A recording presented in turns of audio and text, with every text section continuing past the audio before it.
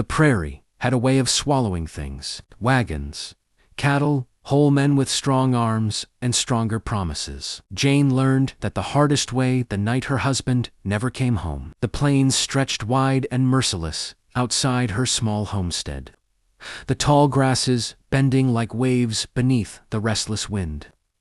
Travelers often crossed this land seeking opportunity in the Western Territories, but the prairie offered little mercy to the unprepared. Storms rolled in without warning. Paths disappeared under dust. Landmarks blurred into nothing. And sometimes men vanished. After the search parties gave up and the preacher offered his quiet condolences, Jane remained standing in the doorway of her home, long after the lantern inside burned low. She stared into the endless dark, as if she could command it to return what it had taken. It never did. Winter passed, then spring. The grief did not loosen its grip, but something else grew alongside it, a stubborn resolve. If the prairie could steal lives in darkness, then she would answer it with light. The idea came to her one bitter evening when a lost peddler stumbled onto her property, half frozen and near delirious. He claimed he had wandered in circles for hours, chasing faint glimmers he thought were distant ranch houses. There had been no light, only his imagination playing tricks on him. That night, after tending to him and sending him safely on his way the next morning, Jane climbed the small hill behind her house. From there, she could see for miles. The horizon curved like the edge of the world. It needed a beacon. Folks in town laughed when she first mentioned building a tower. A lighthouse, one rancher scoffed. Out here, ain't no ocean for 100 miles. Jane met their laughter with calm defiance. The prairie's its own sea, she said, and people drown in it all the same. She sold 2 milk cows and bartered her late husband's spare tools for lumber. She studied old shipping sketches, borrowed from a passing trader who once worked along the coast. Piece by piece, plank by plank, she began building. It was grueling work. Her palms blistered, her shoulders ached. But every board raised felt like an act of rebellion against the emptiness that had taken so much from her. By late summer, the tower stood tall against the horizon, a rough but sturdy structure of timber rising above the grasslands. At its peak, Jane constructed a small lantern room, fitted with glass panes scavenged from abandoned wagons and old windows purchased cheaply in town. On the first night she lit it, the flame flickered uncertainly in the wind before steadying into a golden glow. The prairie answered with silence, but the light carried far. Each evening, after that, Jane climbed the narrow ladder with deliberate steps, trimmed the wick, and watched the horizon as the lantern shone. She told herself she did it for strangers, for lost farmers, wandering travelers, and reckless cowboys who underestimated the land. But part of her lit it for something else, for hope, for defiance, for the possibility that someone, somewhere in the darkness, might see it and find their way home. Weeks passed. Then, one night, as dusk deepened into indigo, Jane noticed movement beyond the eastern ridge. A rider. At first, she assumed he was simply another traveler catching sight of the tower. But he did not veer toward town or follow the usual wagon trail. Instead, he slowed his horse and turned directly toward the hill. Jane's pulse quickened. The horse approached steadily, its silhouette dark against the fading sky. The rider wore a wide-brimmed hat and a long coat that snapped in the wind.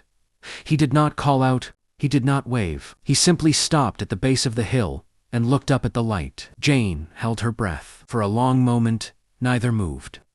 The lantern flame danced between them like a quiet conversation. Then, the rider tipped his hat and disappeared back into the prairie night. Jane remained in the lantern room long after he vanished, her fingers resting lightly against the glass. He had followed her light, and something told her he would return. The rider returned the very next evening. Jane had told herself she wouldn't watch for him, that the prairie held too many strangers to pin her curiosity on just one.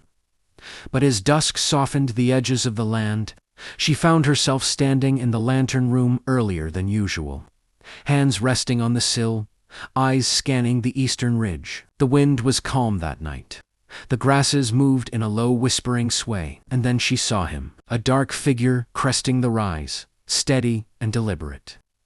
His horse moved with the easy confidence of one that knew long distances well. He didn't hesitate this time.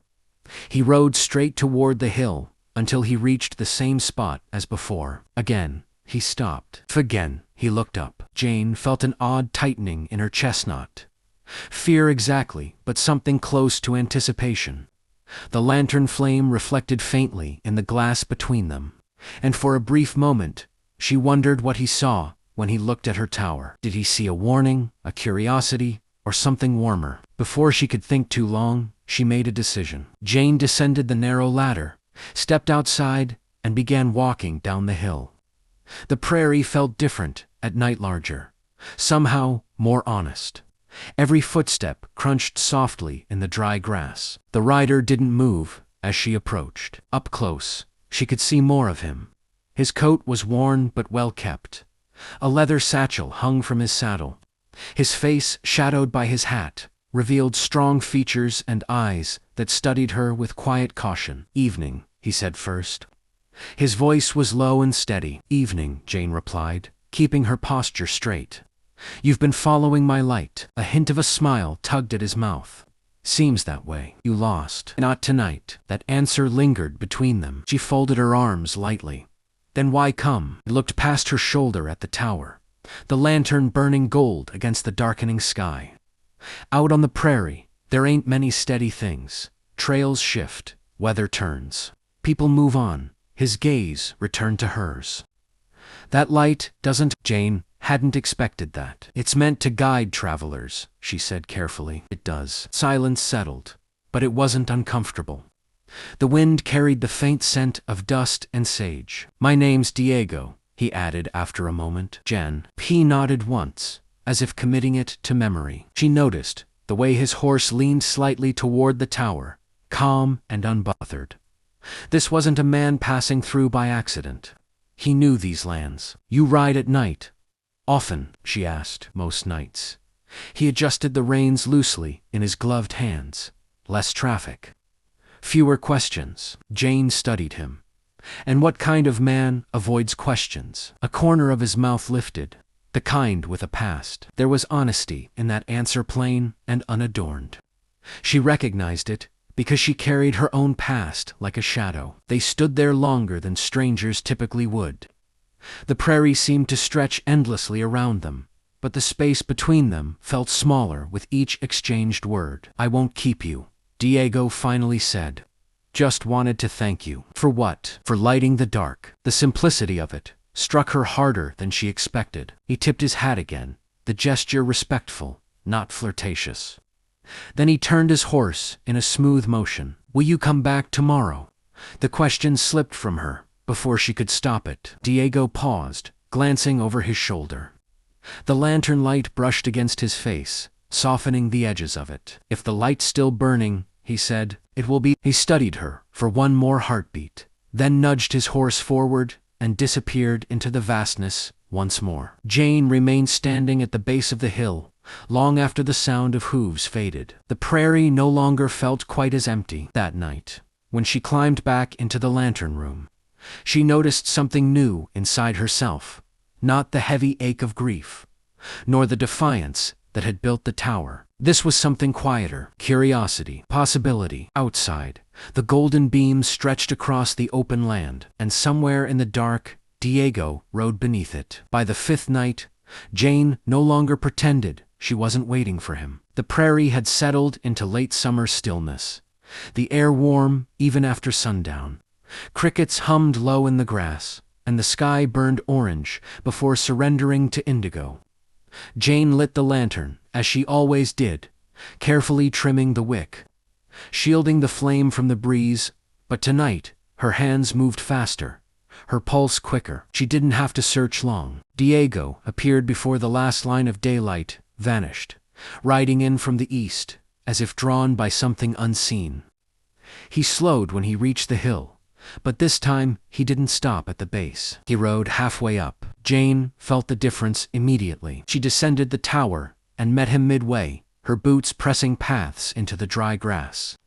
Up close, she could see faint dust along his coat and the tired edges around his eyes. "You're early," she said. "Storm coming," Diego replied, glancing toward the northern horizon. Jane followed his gaze. At first, she saw nothing. Then, far in the distance, a dark wall gathered low and heavy. "I don't hear thunder," she said. "You won't yet." There was certainty in his voice. He had the look of a man who read the land like scripture. She hesitated. "You can wait it out here if you need." His eyes flicked to her, surprised. "You'd trust me that easy?" "I wouldn't offer if I didn't." A quiet moment passed between them, something unspoken, shifting. Diego dismounted slowly. "Then I'll take you up on that." They secured his horse near the small lean-to beside the house, just as the wind changed. It came sharp and sudden, bending the tall grasses nearly flat. The sky swallowed the last light of day, replaced by rolling black clouds. Inside, Jane set water to boil on the stove. The small house felt different, with another presence in it. Larger somehow, but also more fragile. Diego removed his hat, revealing dark hair flattened from the ride. A faint scar traced along his jolt, but not forgotten. "You always ride alone?" she asked, pouring coffee into tin cups. "Most times." "Why?" He took the cup from her, fingers brushing hers briefly. The contact sent an unexpected warmth through her. "Used to ride with men who weren't particular about right and wrong," he said. "Took me a while to figure out I was." Jane absorbed that. "And now I keep moving, do odd work, deliver messages, help where I can." He met her eyes. "Follow lights." Thunder cracked suddenly, close and violent. The house trembled. Jane stiffened, despite herself. Diego noticed. "You don't like storms?" "I don't like what they hide." The words slipped out before she could soften them. For a moment, neither spoke. The rain began, hard and unrelenting, slamming against the roof. Through the window, she could see the lantern tower swaying slightly in the wind. "It'll hold," Diego said, as if reading her thoughts. "It has to." They moved to the doorway together, watching the storm roll across the plains. Lightning illuminated the land in jagged flashes, revealing just how small the homestead truly was. "You built that tower alone?" he asked. "Yes." "Why?" Jane's gaze stayed fixed on the lantern's steady glow above the chaos. "Because someone has to fight the dark." Diego studied her profile. "You lost someone out there." It wasn't a question. She nodded once. "My husband." The wind howled louder, as if in response. "I'm sorry," he said quietly. "So am I." The honesty of it hung heavy between them, but not suffocating. It felt shared. Another flash of lightning struck closer this time. Jane's breath caught as she saw something in the distance movement beyond the storm's curtain. Riders. More than one. Diego saw them too. His posture shifted instantly, alert and sharp. "That ain't travelers." "How can you tell?" "They're riding into the storm, not away from it." The lantern beam cut through rain and darkness, marking her hill like a beacon. "Marking her." "They've seen the light," Jane whispered. Diego set his cup down slowly.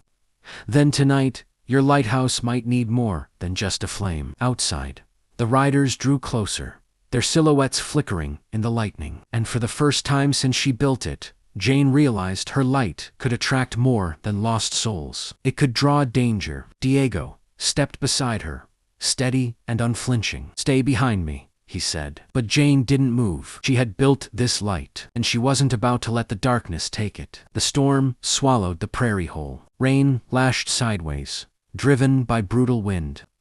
Lightning split the sky again, revealing 4 riders climbing the hills, low but deliberate, like wolves testing a fence. Jane's breath steadied instead of quickened. "They're heading for the tower," she said. Diego nodded once. "They see it as a marker. Means there's shelter. Means there's supplies. And if they take it down, then every traveler out there rides blind." Another thunderclap shook the ground beneath them. Diego moved with calm efficiency, stepping inside to retrieve his rifle from the saddle roll.